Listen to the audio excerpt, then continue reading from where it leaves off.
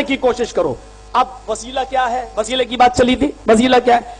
دور جتنا آپ جائیں گے اس کے لیے وسیلہ چاہیے, جتنا قریب جائیں گے اس کے لیے وسیلہ نہیں. دلی دور ہے ٹرین کا, سعودیہ دور ہے پلین کا, وسیلہ لینا پڑے گا.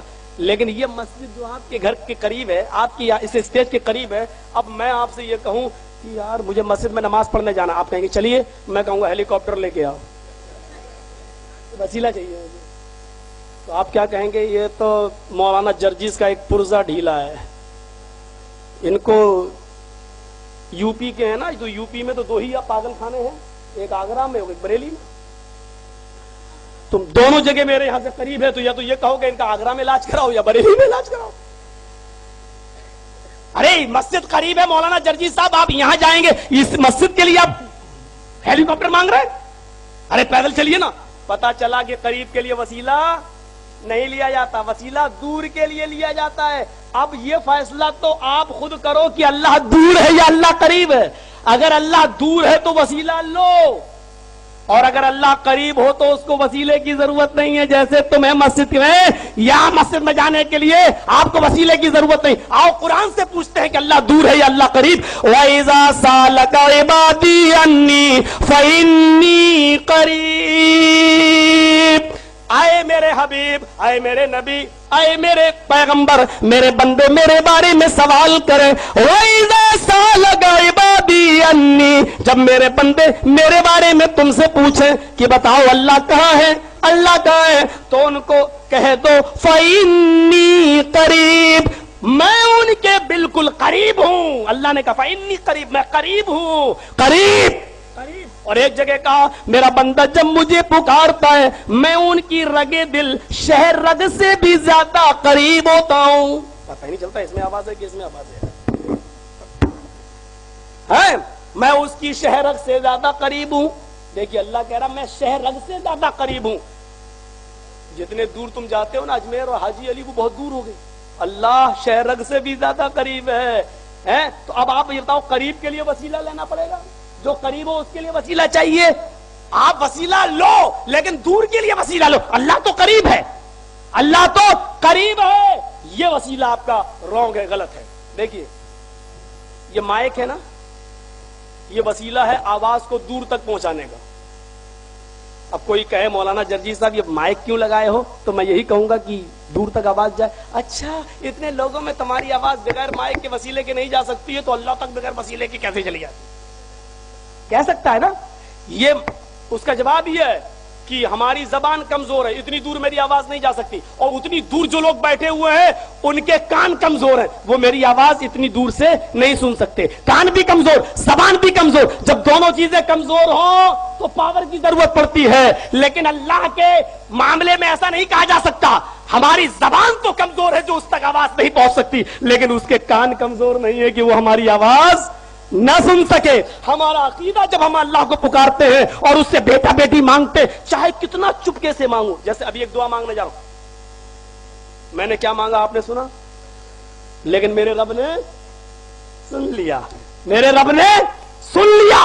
کیوں؟ آپ کے کان کمزور ہیں, میری آواز نہیں سن سکتے, میری زبان کمزور ہے, میں آپ کو نہیں سنا سکتا. لیکن جب ہم اللہ کو پکارتے ہیں تو عقیدہ یہ ہوتا ہے اے اللہ میری زبان کمزور ہے لیکن تیرے کان کمزور نہیں ہے.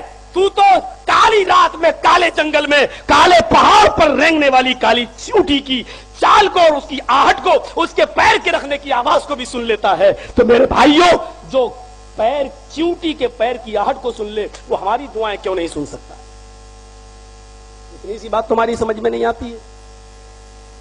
یہ مائک ہے دور تک آواز پہنچانے کا, تو اس سے آپ دور تک آواز پہنچائیں گے, یہی تو وسیلہ ہے نا, دور تک. اب کوئی آدمی کا یار وسیلہ ہے, وسیلہ بس وسیلہ کہ, اور اس کو آنکھ میں لگا کر دیکھیں تو اس کو دکھے گا نہیں دکھے گا. کیوں؟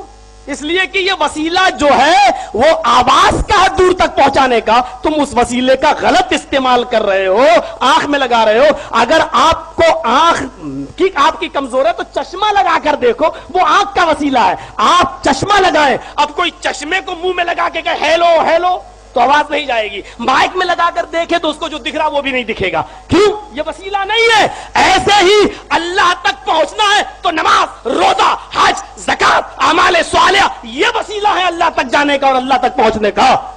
خواجہ، پیر، اجمیر، بدایوں، حاجی علی، لوٹا بابا، سوٹا بابا، ڈنڈا بابا، مٹکا بابا، گھوڑا بابا یہ وسیلہ نہیں ہے اللہ تک پہنچنے کا. یہ نام تم نے رکھے، تم نے، ہم نے نہیں رکھے. کوئی آدمی برا نہ مانے، کوئی آدمی برا نہ مانے، اس لیے کہ یہ نام تمہارے رکھے ہوئے ہیں. تمہارے بنارس میں ایک بابا کا نام ہے ننگا بابا. یہ نام تم نے رکھا ہے، تم نے، ہم نے نہیں رکھا ہے. ہم نے نہیں. بریلی کے اندر چلے جاؤ، بابا کا نام ہے کتا بابا. 2 سال پڑھا ہوں، 2 سال بریلی کے اندر. بریلی کے اندر ایک بابا کا نام ہے کتا بابا. یہ تم نے رکھا، ہم نے نہیں.